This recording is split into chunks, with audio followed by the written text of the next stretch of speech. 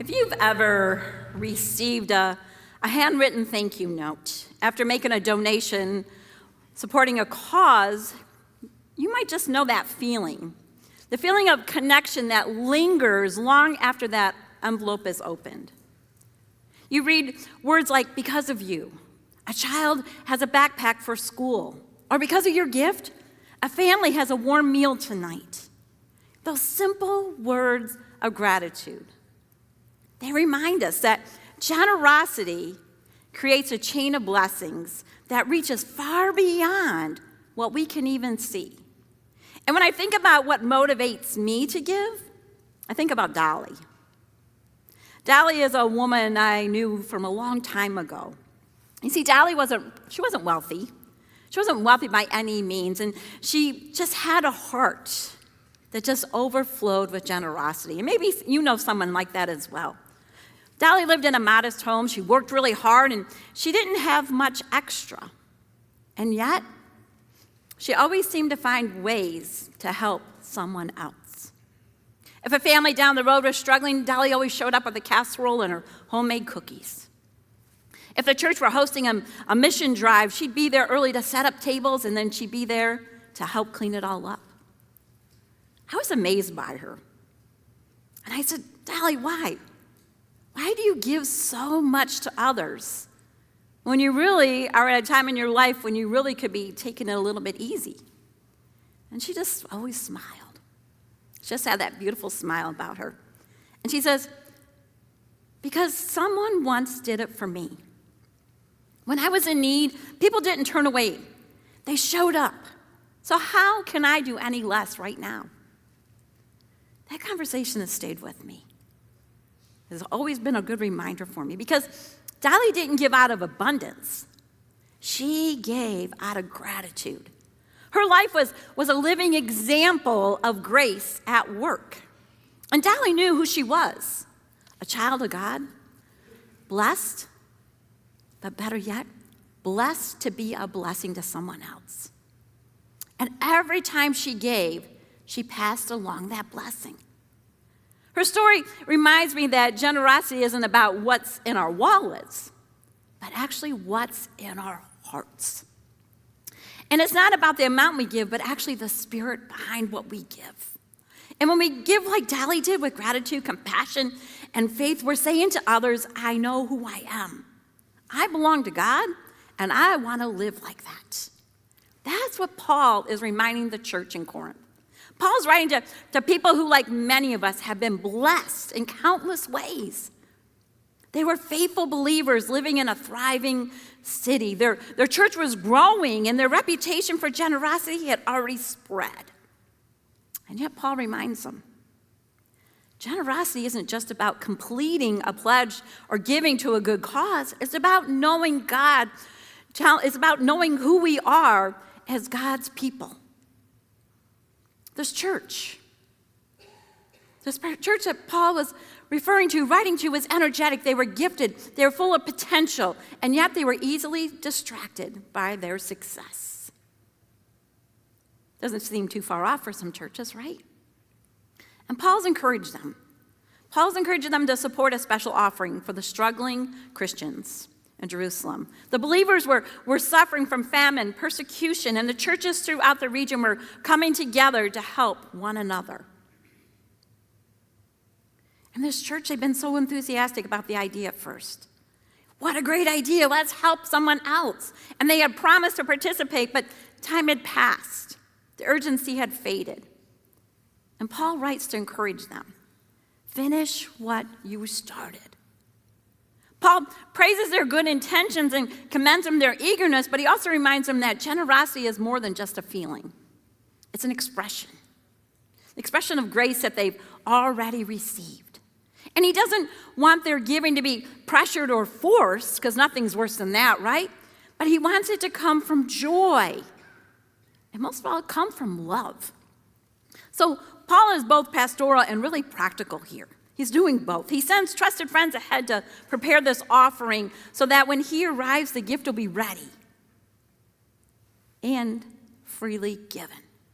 And it's really a gentle nudge, a reminder that good intentions only make an impact when they turn into faithful action. So what Paul's really saying is, you've already experienced the generosity of Christ. You've already been rich in his grace. Now, live out that richness. Share it. So the early church understood giving not as a duty, but as a privilege. They knew that everything they had, life, faith, forgiveness, community, it was a gift from God. And to give was to reflect God's own character. And honestly, that truth hasn't changed. 2,000 plus years later, it has not changed. Everything we have, from the breath in our lungs to the roof over our heads, is a gift from God's hand. And we're not the owners of it. We're not the owners of these blessings. We are the stewards. And stewardship is a simple way of us saying thank you. And Paul knew that generosity was at the very heart of discipleship. And when we give, we're also practicing gratitude. We're declaring that our trust is not in material things, but in the one who provides. We're reminding ourselves, and actually to the world, giving that message that grace has changed us. And because of that, we want to live generously. Because we're all part of this faith family that's been marked by generosity. And through the ages, Christians have built hospitals, they've funded schools, they've sheltered refugees, and they've cared for the sick. The church has always been at its best when it looks beyond itself, when it gets out of the doors, out of the building. And when we recognize that, we're part of something much bigger than our own lives. Giving because a natural response, we are giving to God's love. So you see, when Paul wrote to the Corinthians, he wasn't scolding them. No. He was reminding them who they were. God's people, the followers of Christ, the ones entrusted with grace to share with the rest of the world. And that same identity, that shapes us here today. When we say, I know who I am, we're affirming our baptismal calling. We acknowledge that we've been claimed by God and we're made part of a family that is defined by generosity. We live in a world that's constantly telling us that we are defined by what we own. Some of us by our houses, our titles, our retirement accounts, and some even by their status. But you see, Paul's message flips all of that upside down. Paul tells us that we are defined by what we give. We're defined by love, that the faith, by grace poured out for others. It's about knowing that we've already been given everything that already matters. Several years ago, I was deeply moved by a global mission campaign. And some of you probably remember as well as years back, the campaign focused on building clean water wells in villages. With success, for access, I should say, for safe drinking water. The images, the stories, they were just unforgettable.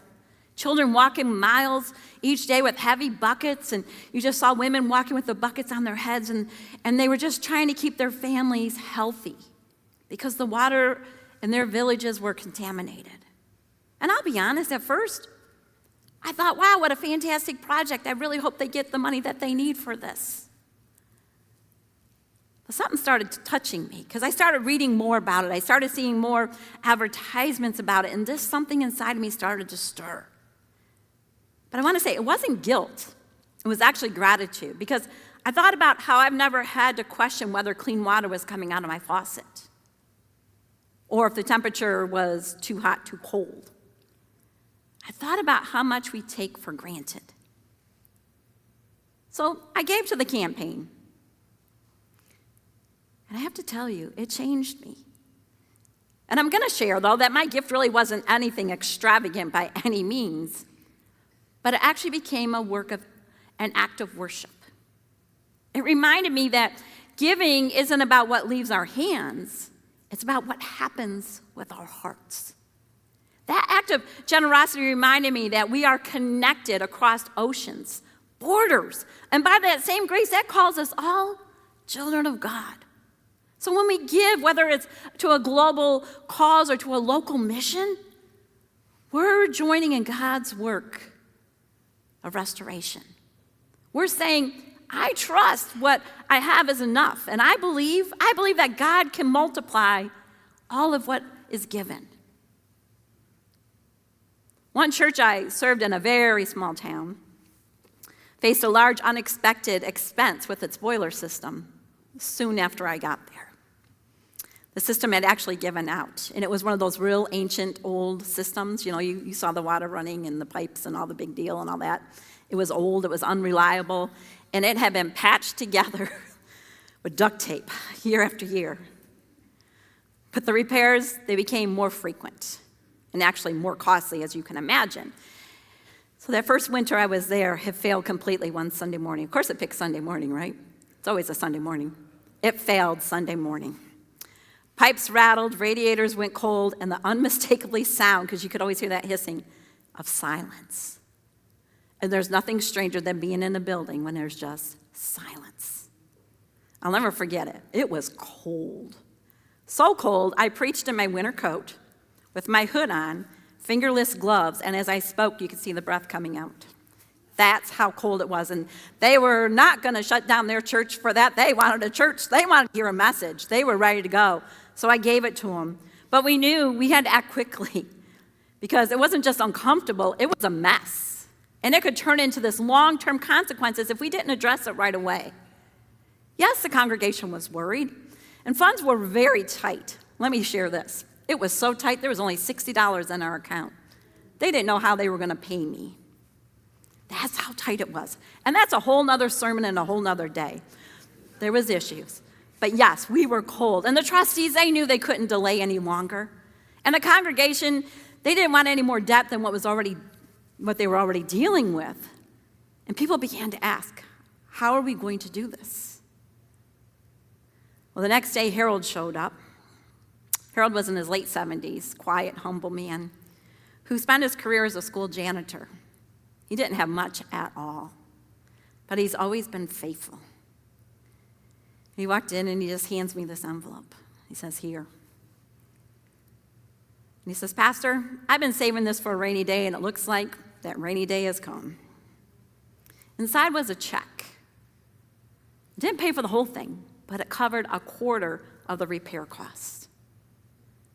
I just looked at him. I'm like, Harold, really? And he's like, listen, this church has been my family. It's where I met my wife. It's where my children were baptized, and it's where I found hope after my wife passed. I want to make sure this place can keep being that for someone else. You see, Harold knew exactly who he was. He wasn't just giving out of obligation. He was giving because he had received so much grace within that community. And his generosity, it inspired others. It was one of those givings, don't tell anyone, but you know the church secretary heard it all. Next thing you know, that phone's ringing, right? Because within weeks, everyone wanted to contribute in their own way. Some gave large gifts, others begged for fundraisers, and the kids, they started collecting coins in jars. That goal was met. The boiler was replaced, and the spirit of the church, though, that's what the important part was, that spirit grew. That really grew, and they were stronger together than they've ever been. And you see, that's what happens when people give out of gratitude rather than out of guilt. It changes not only what we can do, but it's actually changing who we become. And each part of us has a larger story, an ongoing story of God's generosity at work in this world. And each of us are spiritual descendants of believers who have given faithfully across generations. And their legacy, that's our inheritance. And it's actually our giving today that becomes a legacy for those who are going to come after us. For example, when we baptize a child, we're passing that legacy forward. When we help keep the lights on, when we maintain the sanctuary or fund a ministry that feeds others, we're ensuring that God's message of grace continues to shine. Generosity isn't about keeping a church running. It's about keeping the gospel alive. It's about participating in God's work of healing, of hope, faith. And Paul wanted the Corinthians to see that their resources were not for hoarding, but it was for sharing. And their blessings weren't meant to be hidden, but to be overflowing. And guess what? That same message is true for us. God has entrusted us with time, with talent, and with the treasure that we might become channels of blessings. So this series that we're going to be going through these next 3 weeks marks the beginning of our series, Releasing God's Blessings. Each week we're going to explore what it means to live with open hands, open hearts, to see ourselves as participants in God's ongoing generosity. But you see, first, it all begins knowing who we are.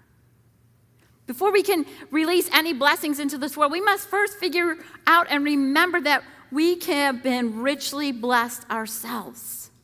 We're heirs of God's grace, stewards of mercy, and ambassadors of God's love. And when Paul commanded the Corinthians, he was celebrating a truth that still holds true today. And that is, the church is at its best when it remembers its identity and acts out of awareness. Let me say that again. The church is at its best when it remembers its identity and acts out of awareness. When we give joyfully, when we serve faithfully, when we see others through the heart of God, we release blessings that ripple through the generations. So what might change if we lived each day fully aware of who we are as God's people? What would it look like? What if every act of generosity, no matter how small, was seen as a sacred participation in God's work?